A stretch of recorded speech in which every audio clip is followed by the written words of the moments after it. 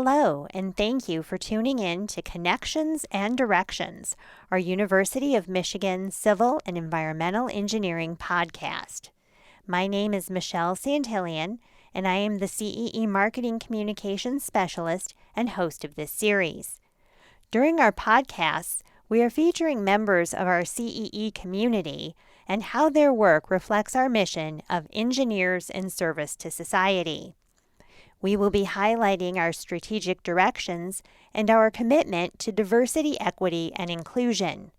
CEE's 5 strategic directions are human habitat experience, shaping resource flows, adaptation, automation, and smart infrastructure finance. Our guest for this podcast is Professor Sherif El-Tawil.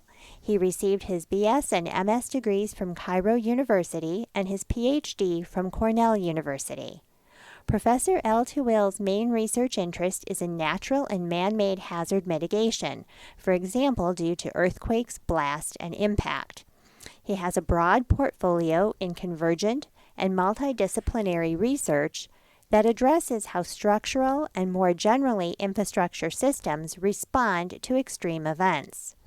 Professor El-Tawil has conducted research in structural failure, human decision-making, social interactions during extreme events, and the use of agent-based models for egress simulations. Much of his research is directed toward the computational and theoretical aspects of hazards engineering. Professor El-Tawil, thank you for joining us today. It's great to be here. Please share with our listeners some details about your research area and goals and how they align with CEE's strategic directions and our mission of engineers in service to society. Well, I would think of my research as disaster engineering, and what we try to do in my research group is to mitigate the effect of these events that we know will happen, either due to man-made action or due to natural events. We've seen in the news what is happening in terms of the various natural events that are becoming or appearing to become more severe due to climate change. We also know that there's a lot of turmoil around the world that is also leading to some of these man-made disasters. So in both cases, our objective is to manage the outcome of the disaster itself, to minimize death and injury and destruction to property. Is there a specific example in recent weeks or recent months where you could cite this is an example of something that we're really trying to mitigate? So I would think of some of the hurricanes that that are happening now with regularity that appear, like for example, Puerto Rico has lost power over the entire island just yesterday or the day before yesterday. Also, Pakistan, a third of the country has flooded. And what happens with these events and what we try to look at are the cascading interactions that happen between the infrastructure systems of society. So when you lose power, the power affects the water systems. And the water systems also affect the electrical system because that is sometimes used for cooling electrical equipment. And the flooding affects the transportation system. And it affects, for example, the use of emergency capabilities when those are needed. So all of these things interact together, and we spend a lot of time trying to understand how to model the relationship between them.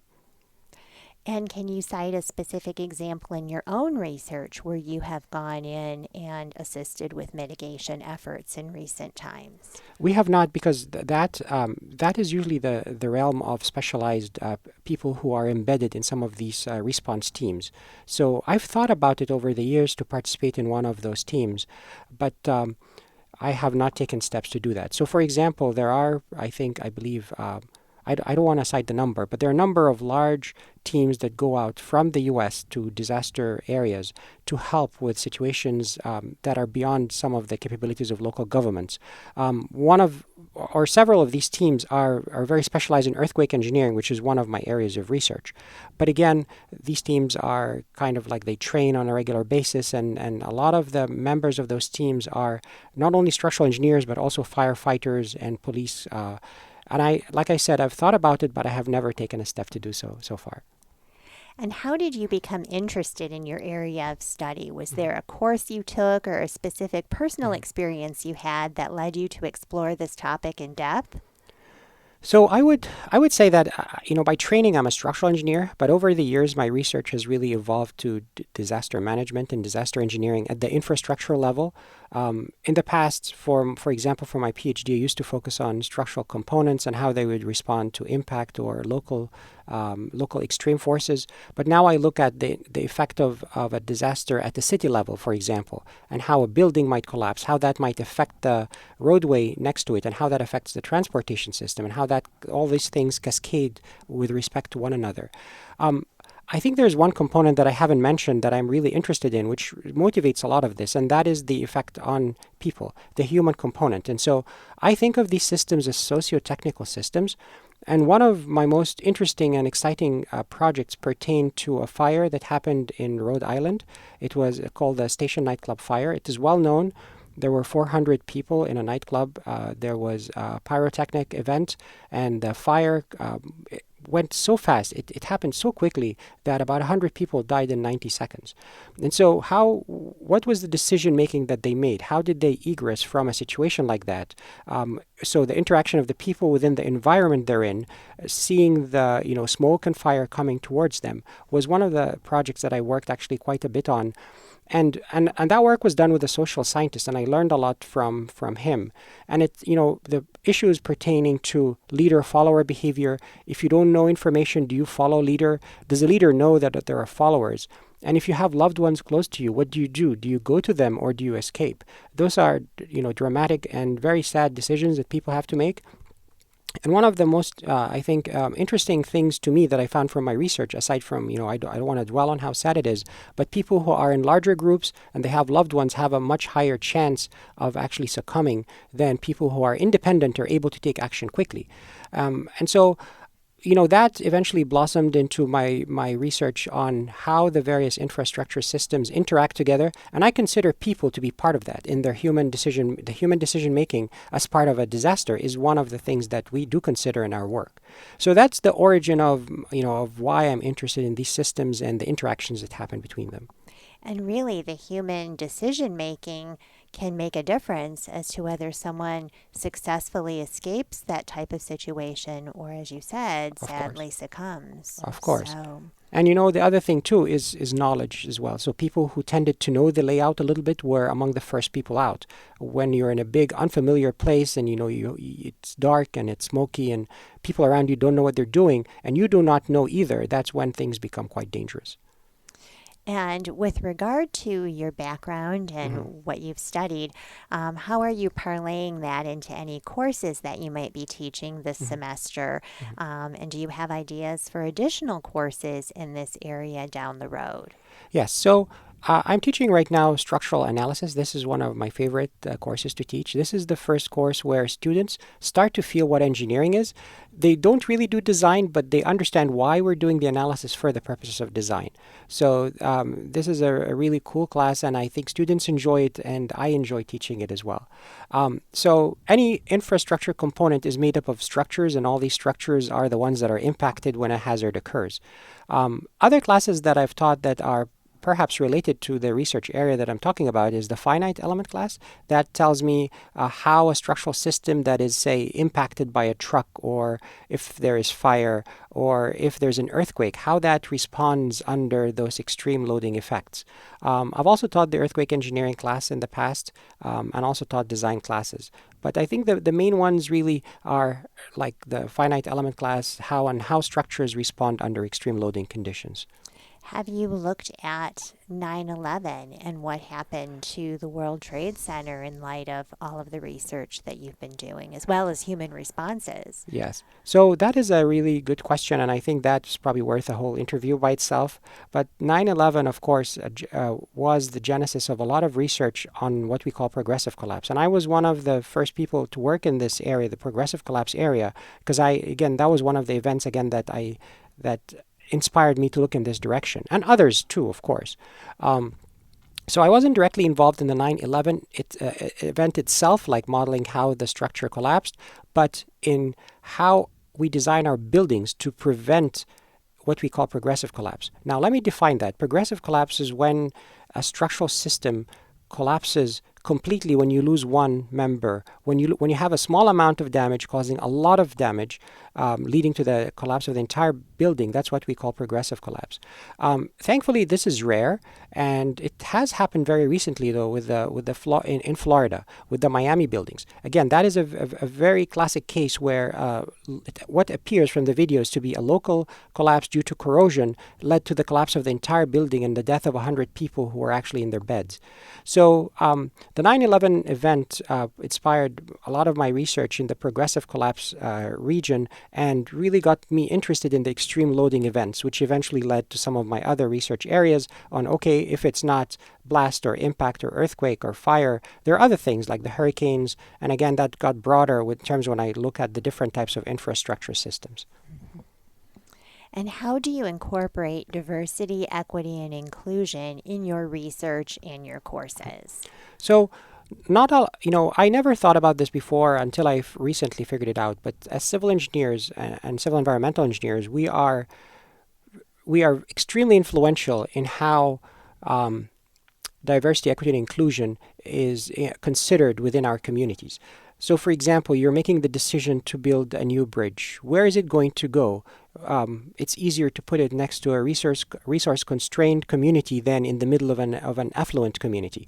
But by doing so, what you've done is that you've assured for many years to come, the people there will have a lot of traffic, they will have a lot of pollution, and that propagates their problems and causes you to get into a vicious cycle where the resources are constrained. You have things that are making it harder for you to go to your job, and therefore your resources become even more constrained.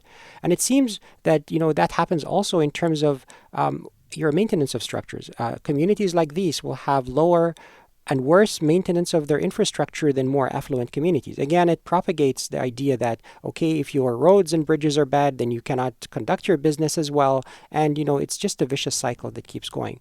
And so that realization over the past few years has forced me and interested me to consider some of those issues within my research. And it is, disasters tend to strike people who are not as fortunate as others in terms of being wealthy enough. And again, that's something that we do look at carefully within our research as well. And it's harder to rebound from a disaster financially. Of course. When you're already not in a solid financial situation. Yes. So not only are you hit harder, but it is harder for you to recover, exactly as you said. It's a double whammy.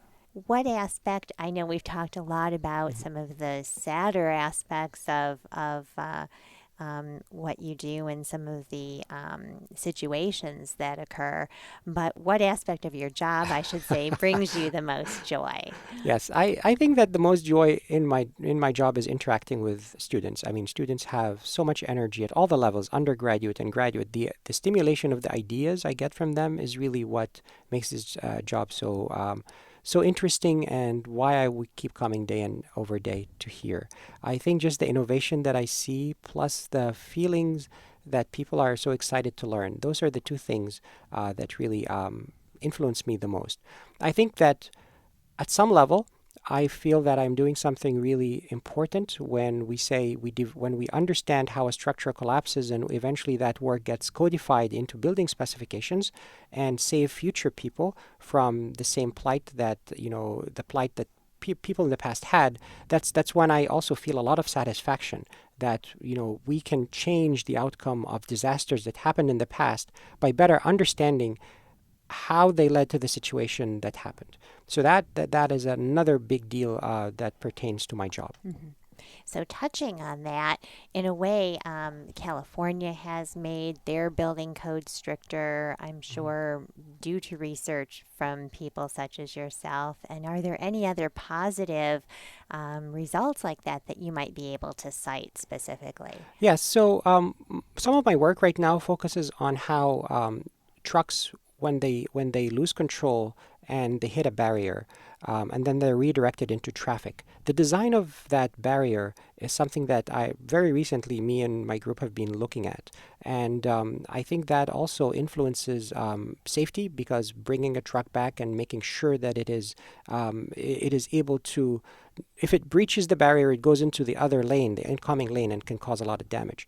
So that work is also eventually going to make its way into the specifications for bridge design. And that's another thing that I'm very proud of as well. Is there anything that you would like to add? I would like to add that as civil and environmental engineers, we're very aware that the world is changing. And because of that, we know that adaptation is one of our most important priorities. There will always be disasters, there will always be challenges, but human ingenuity and civil environmental engineering ingenuity in particular is going to be able to solve that into the future. I have no doubt of that.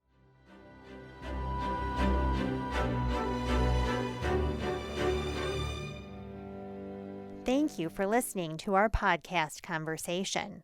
For more information about CEE at Michigan, please visit our website at cee.umich.edu.